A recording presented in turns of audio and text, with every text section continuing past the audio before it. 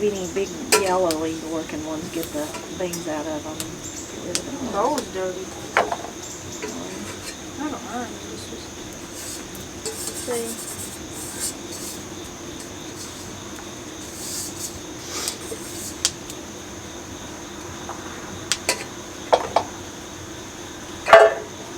It should quit raining. I know. This is the most rain we've had in a while, though. It's like it's nice to have rain, but then sometimes it's too much. Yeah. It's just the way of life. Yeah.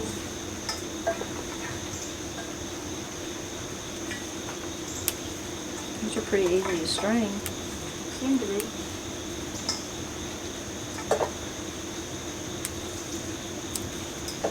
Seems to be.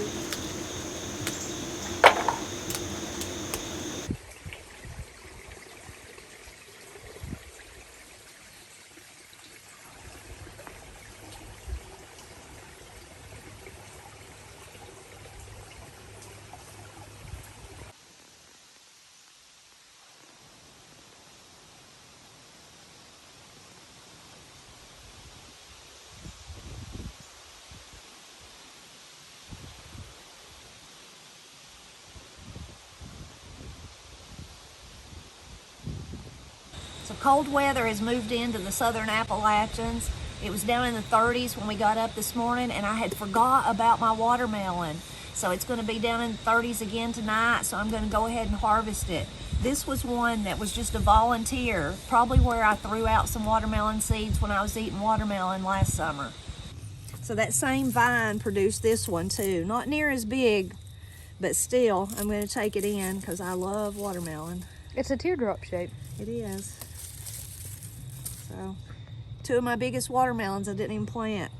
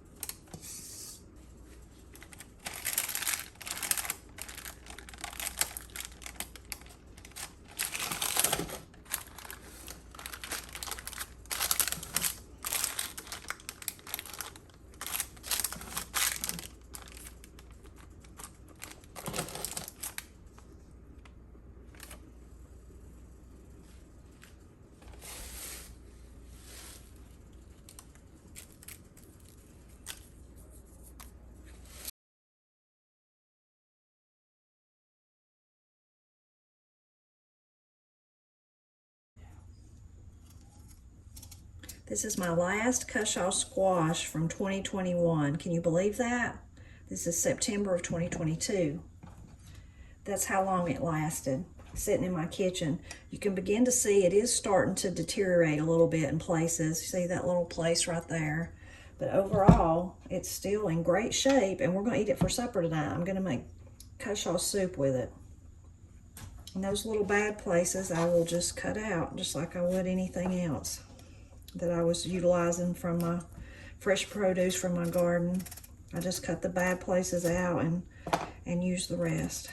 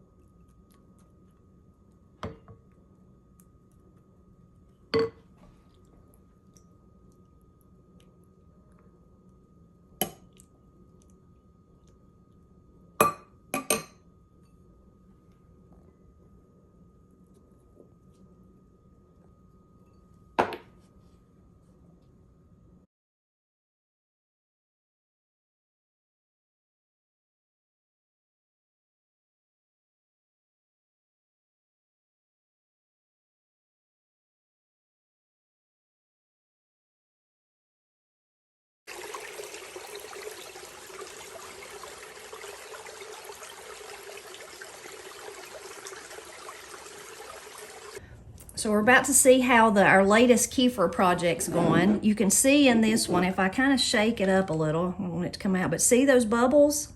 See how it's bubbly? So this one is lemon balm and ginger, and it did come up. I shouldn't have done that, but that's okay. And then this one is just ginger, and I don't even need to you can see the bubbles. See there you can see all those bubbles on top, so you can see how good it's doing. I won't shake it up because I've already spilled that one. This one I will shake up a little so you can kind of see the frothiness of it. So this is kefir water, a small amount of peach juice, lemon balm, and lime. So you can see what it kind of looks like after it's been sitting 24 hours, and you can see all that little fermentation stuff. Now you might want yours stronger than that, or you might, you can, as soon as the first ferment is done, you could drink that, or you could flavor that and just put it up. But we love that little bit of kind of carbonation that happens. Really, it's fermentation. And so in this one, you can see how it's kind of frothy, but of course we've got all this extra space. If you wanted it to be really frothy, kind of like, think of a fountain drink, like a carbonated thing, you would need to put it in a kind of one of those bottles, looks like a beer bottle or something, but it has a flip top that actually just tightens it really, really tight.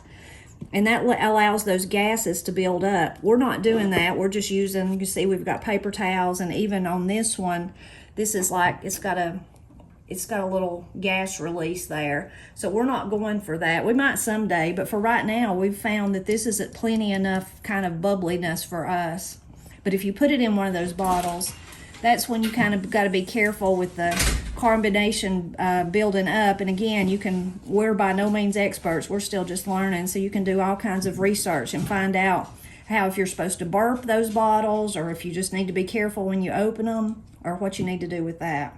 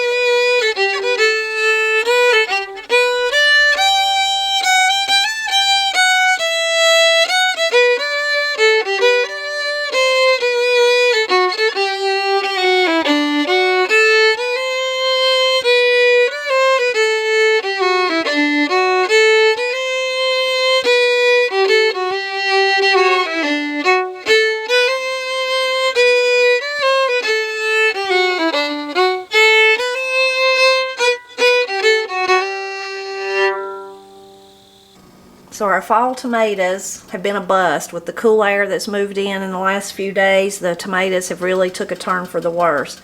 So I'm going to use some of them to make Matt his wonderful fried green tomatoes that he loves so much. So I've cut my tomatoes and I've salted them and kind of had them sitting there for about 10 minutes probably. I have oil that's hot in the pan. You can use whatever oil you prefer. Doesn't matter. I have an egg with some milk in here. And I'm also going to season it. I like to season all of the stuff. So then I've got my cornmeal over in this one. I'm going to season it with some pepper and salt too. Some salt in the egg wash and in the crumbs. Or not crumbs, sorry, cornmeal. I'm going to switch sides here. And then I'm just going to start putting my tomatoes in the wash. Let me turn them slightly there so maybe you can get a better view. Okay. This is the same way that I do squash. So it's not anything special. Some people use flour or a mixture of flour and cornmeal, but we just prefer the cornmeal. And this is actually, though, to be honest with you, a cornmeal mix, so it does have a tiny bit of flour already in it. So, and then once they're kind of toss them around in here, and I can start putting them in the cornmeal.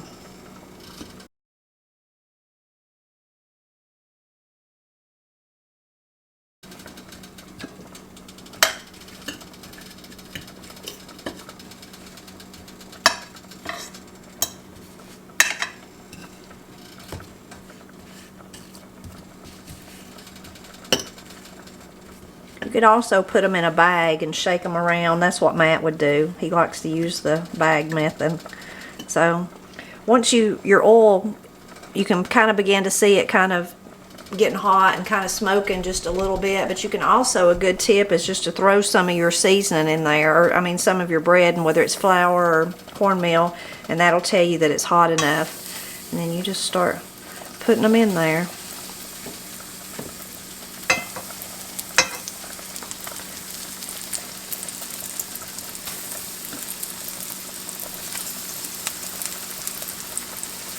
Of course, you need to be careful. The oil's very hot.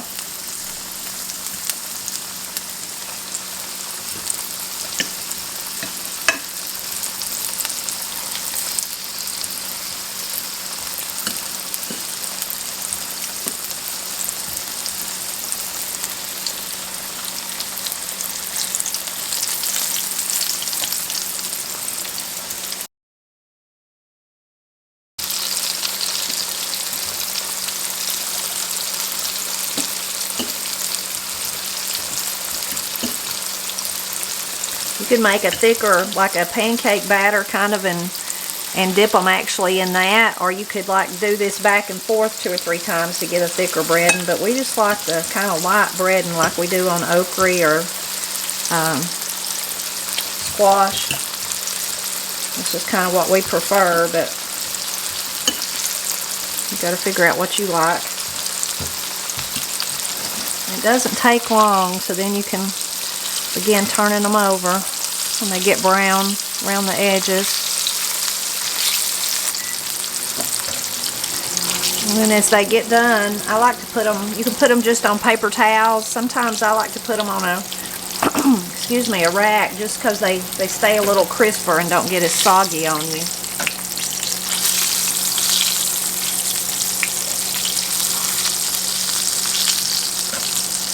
Especially if you've got a lot to actually fry.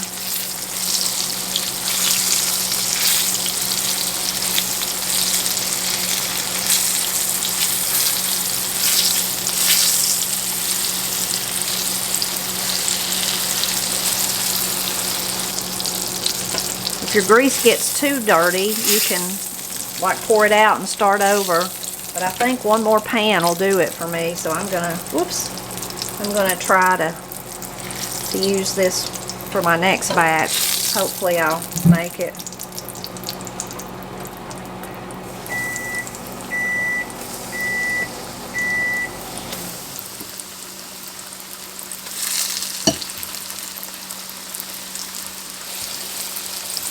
about out of cornmeal. So it's hard to judge. Sometimes you get too much and can't use it all, and then looks like today I barely got enough, but I think I'm gonna make it. Maybe that was the perfect amount. It'll be like the first time ever.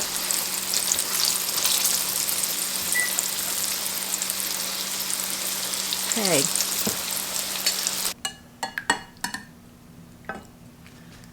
So Matt's happy to finally get his fried tomatoes. He's already tried one, said they were really good. Gosh, yeah, they're good. We've got leftovers from our birthday dinner for the girls. Got deer meat, some pickled beans and corn left. I opened a jar of our potatoes that we can and was going to try. I've never tried making mashed potatoes with them. Well, I made mashed potatoes. I forgot about the liquid that was actually in the jar, so I'm so used to making mashed potatoes the way I normally would that you can see they got very runny, but they still taste good, so I think they'll be all right. I guarantee you they'll be good. Pretty good supper. This is top-notch food as far as I'm concerned. Always nice to have leftovers. Matt don't mind to eat leftovers, and then he finally got his fried green tomatoes. Mm-hmm.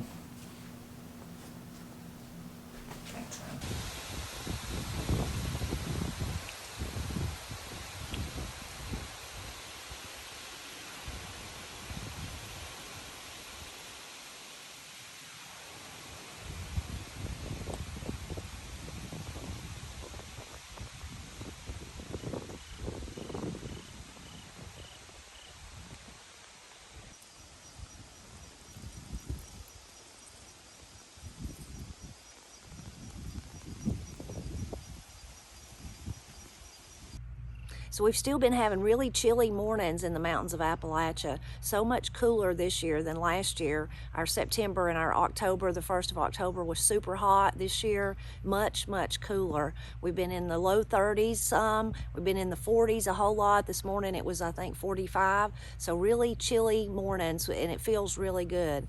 This time of the year, most of my flowers are long since gone, but I can count on the last thing that blooms for me, kind of my Japanese anemones, but they're already on their way out. And then my ageratum, this purple bloom. Now, when I first started planting flowers up here where Matt and I live, a lot of them, most all of them, come from either Granny or my aunts or whoever. People shared their flowers with me. And this was one that Granny always had. Well, after I planted it, and several years, all these years have went by, you know, it has spread. It's one of those things that it'll just kind of take over if you allow it to. But it is pretty, and this time of the year when there's nothing else blooming. But probably, I don't know, 2 or 3 years ago, I started thinking about it, and I was pulling it up. It's bad because my garden's right here to actually seed itself in the garden. And so I asked Granny, where did you ever get that? Did that come from Granny Gazzy, or who did that come from? Her mother was Granny Gazzy, and she said, no, I'll tell you the story about where it come from. She said, Mama Marie, that was Pap's mother. She said, when me and your daddy lived in Murphy, we lived in a little rented house, and we had Steve. She would come to town and babysit for me because I had to work a job. And they lived, for people, the local people, they lived where the flea market is in town in Murphy, that flea market. I don't even know if it's still open today. It used to be open every Tuesday was the sale. So they lived in that little area, and there was a family named Kings. It may have even been King's Flea Market now that I think about it. Anyway, there was a family named Kings who lived right there, and they had this growing in their yard. So Mama Marie went to them one day and asked if she could have a start of it, if they would share with her. Of course, they said yes, take it. So she brought it here to Wilson Holler and planted it around her house. Well, it was many years after that, probably 6, 7, 8 years before Granny and Pap actually built their house here in Wilson Holler. And by that time, when they did, of course, Granny was like I was when I first moved here, trying to find new flowers to put around her house, and Mama Marie shared with her. And she gave her some of this ageratum because she said, after all, if it wasn't for you asking me to babysit Steve, I would have never got it myself.